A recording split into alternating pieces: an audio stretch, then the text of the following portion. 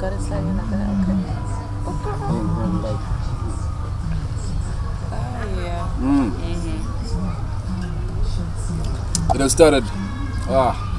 This is it. Yeah. Okay. MJ, Mikey, Joe, Campus Parade, featuring Mikey Chindiya, the one and only. Oh, goodness. Welcome to Campus Parade Extensions. We have Mikey Chindiya here. Thank you for having. Oh, thanks for having me. You know what? Let's take a shot first, or drink, a sip. You have that. Alright, I'll drink what I'm having. Cheers. Thank you for being here. Thank you for having me. How's it going? It's going alright. Funny Life thing is is, laughing. you know what it is? What? Today is the first time we ever met. We've known of each other's existence for On social media, in yeah. social media. And on WhatsApp. In WhatsApp as well. For a bit. Now to see you in flesh. It's nice to finally see you. Didn't think I would though. Because you've been talking to me about this for a while actually. Yeah, nice to finally do it this. clearly shows how busy you are and Persistent. Yeah, you're nice. yeah. Thank you. How long was it? How long was the conversation like? How long was it? Like last year, hey? Last year. Yeah, was it last Mid-year year? or Yeah, because you. Mid last year or what? I think like, was it September or October? But I just kept on getting tied up. Yeah, And then and December happened. yeah. Safe to say that patience pays, yeah? Yeah. Persistent. So let's kick start. Where did you go to college? So I went to the University of Essex in the UK. Yeah. How was that? You know what? Like I liked it. It was a good experience in the sense that it gave me a lot of exposure. So their campuses there or their unis there in general have a lot of international students. So not just from Africa, people from the States, people from Europe, Asia even like a lot of Chinese, crazy rich Asians. And of course, our Niger boys are Nigerians, everywhere. yeah. But speaking of Nigeria, Yeah. I heard they get what? Yeah, the international ones do. The ones that are coming straight from Nigeria. Because for them, I guess, to be able to go to university internationally, you have to have the sheets. You in got it. You would literally see like them and Chinese students. You see them like on campus rocking Dior, or like catching, the bus back from town. They got like, Chanel bags and all of that coming on. Yeah, like you're in first year or second year, you're buying designers. Like, when they have money, they have money. But it exposes you to a lot of things, and I think it's also been good in terms of just connections. Your network, like my network is bigger than I ever thought it could be.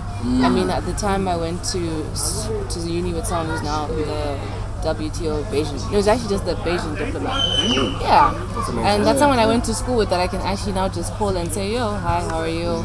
We're in uni together. So it was a good experience in terms of like the exposure and the networking that you can now do. Because you meet people from all over the world. And it really helps. Let's talk about the transition. Yeah. From you coming from Africa, Yeah. precise, Yeah. the motherland, and going to the K's, UK. Like, let's talk about that transition. How was it? Sure, and I came up at airport because I'd never traveled When you by were living? myself. When you live in the country? When I was leaving Zim to go to uni. Because I'd never traveled. I traveled before, but I didn't travel by myself and to a country where I had no family. So what was your question? The It was like the transition, yeah. So it was a lot because I didn't know people there. So I was very scared because even when I got to Heathrow, that was my first time at Heathrow Airport. And they just said, wait at this point and you'll find a bus that will take everyone who's flying in that morning to the university. So for me, it was very scary and lonely in the beginning, but fortunately, I made some friends and it got better. Do you have some experiences that you'd like to share? At university, Especially the first ones, eh? When you got into England. And I didn't know how to use Wi-Fi. You kidding me? Because I was struggling with my laptop. That's how I made my first friend, actually, Tracy. Yeah. I was just walking around campus because now I was like, how do I get my laptop to work? And that's like my graduation, not my high school, whatever, A-level present was a MacBook.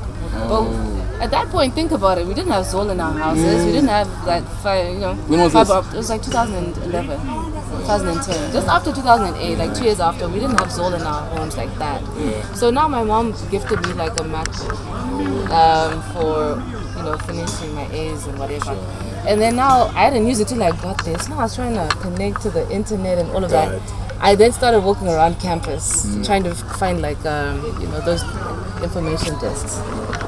And then I just bumped into this Kenyan chick, and then she's like, "Oh, what do you need help with?" And I was like, "Oh, Wi-Fi," and I was like, "Yeah, that," because I was trying to access my emails and stuff for registration. So that was my first, I didn't know how to use. That's the honest truth. I didn't know. But you used to go out. Oh yeah. How is it like there? It's As a student, you because I'm sure pretty much at that time. And with so much freedom, yeah? Exactly. Like far away from people. Far away from your people. parents and all that. How was it? England got some wild places, eh? Yeah, I know, but the nightlife is amazing. And I was fortunate enough, the university that I went to has one of the top campus clubs in the country. They're really serious about like their student nights, and that's the thing I appreciate about the student unions there though. They make an effort to make sure that you're happy as well, outside of school. So we used to have like very like crazy parties. Like you'd have, because there's the uni is built in such a way that it's like on stilts. So it has like a whole underground. So the club is under the university. Yeah. So it's literally now just going down. But that's where you hear the shafts, the vents, and all of that coming in. But that's where the club is at. Clubs are. So there are like 3 different clubs. So it was nice. On campus. Yes, on campus. So a lot of the time you didn't really have to leave or go into town or go to London. You just be there. Yeah. So I enjoyed that. I even ended up forming like an AA society, like at uni. Yeah. What was it about? For drinking. Is it? Yeah, I would meet in the If computer labs. you tried to hear in Zim, I mean, we should. Oh no, that was when I was in uni. But we can start. We can start one. No, because one. yeah, in university you can register any society, right? Oh, yeah. As long as you can have a budget, a clear plan for what it is. That's the focus I had.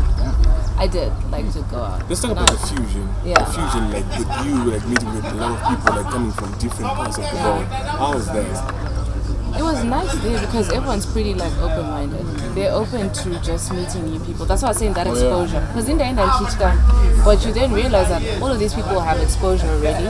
So to them it's not that you're white, really like that, or you're black, or you're Nigerian, or whatever. They just want to get to know you.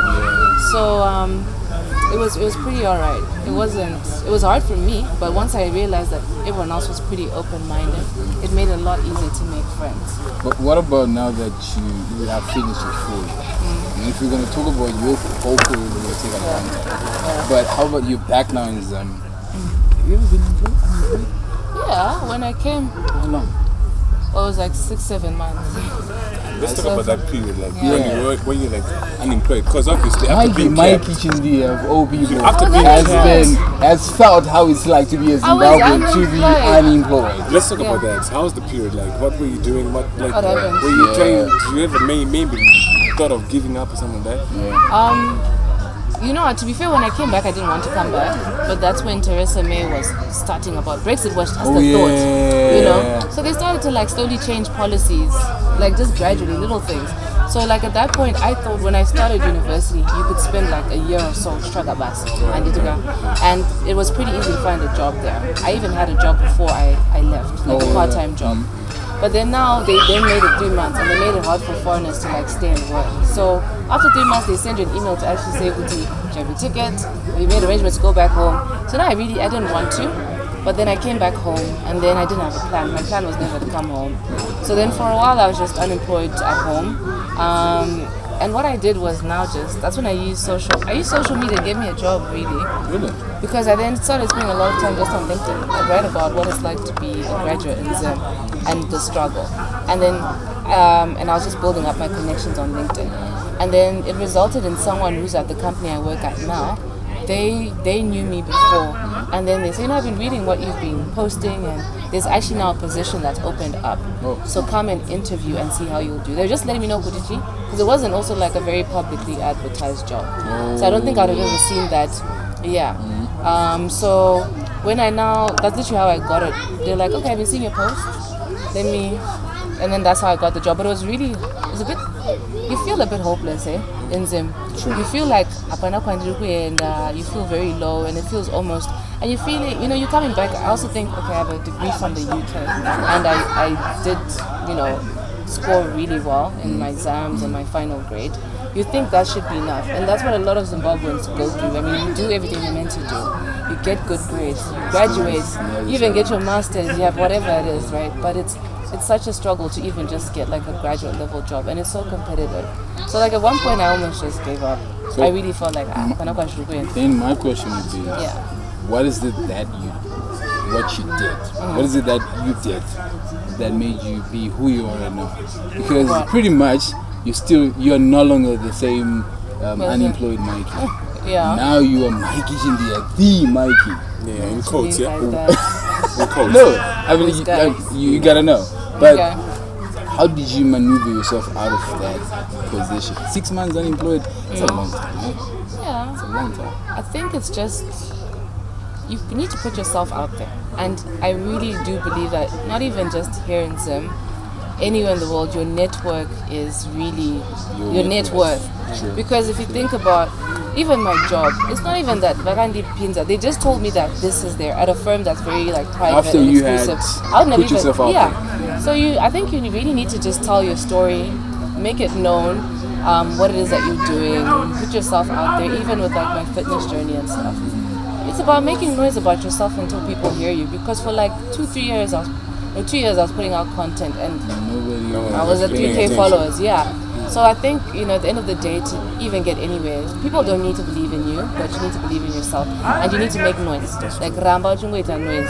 Even if they don't hear you now, they'll hear you a year from now or 2 years from now. You know what she said? She said she had nothing with 3K followers and I have 280 Okay, not followers. nothing, but it was way less than 34,000 now. But yeah, maybe it brings us to our next Yeah. question, which is like pretty much like life after college for Mikey. Yeah. How was that? Like I'm sure like you coming back home and all that began the life after college. How was the experience up until you actually where you are to date? Yeah.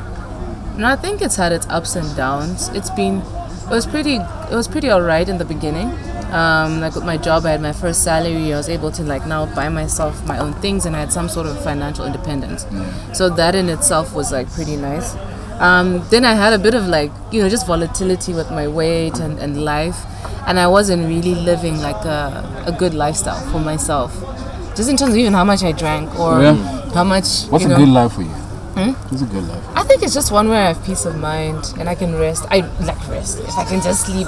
We were talking about it earlier. Yeah, like just to sleep, because now I feel like I don't rest as much as I need to. But it's been very volatile. But I think the past 2 or 3 years, once I actually decided what I wanted to do in terms of content creation and work and focusing on that, I've had a lot more stability.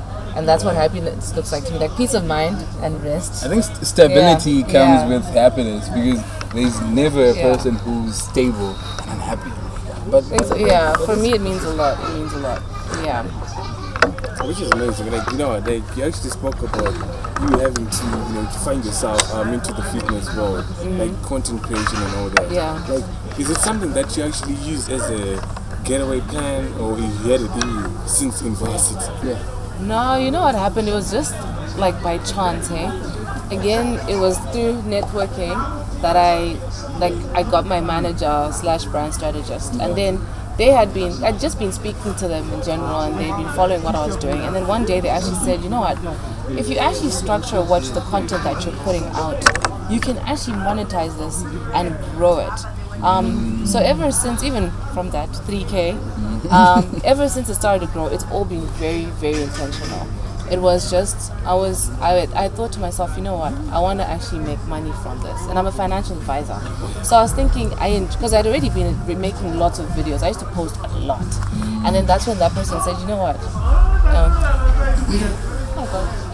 but anyway, it was when that person said, you know what, you post so much, you might as well start making money from this, or find a way of like doing that. So then that's when they then said, okay, if you let me manage you, let's make this work and create content and build a brand, and then we can take it from there. And so it's been very intentional since then, just to. So what do you want to achieve with your brand? Because pretty much, to be honest, I'm not saying this because you are here. I'm saying this because of what you have achieved so far. Pretty much there are people that know you that you don't even know. Yeah. And what is it that you still want to achieve? Because pretty much everybody is. I feel like we have, because of the environment that we're in, we are in a place where $20 is enough for somebody. that's true. just want to get $20. To reach, come on. Yeah. Exactly. So what is it that you want to achieve? Are you going for the billion? Are you going for the, how far are you going? Yeah. What is it that you want to say 5 years to come, personally, in your brand? To be fair, I want my brand to be very international. And I feel like where it is now, where people might know it, this is only the start. It's been 4 years, but I like think the ambition, I do. it really is, I because do. you know what?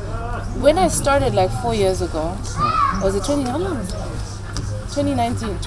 That's 3 years ago. No, it was end of 2018, 2019. The things that I'm doing now are the things that I really thought about back then. I thought, I want to get to this point, right? And then now that I'm here, I'm realizing that there's so much more to it.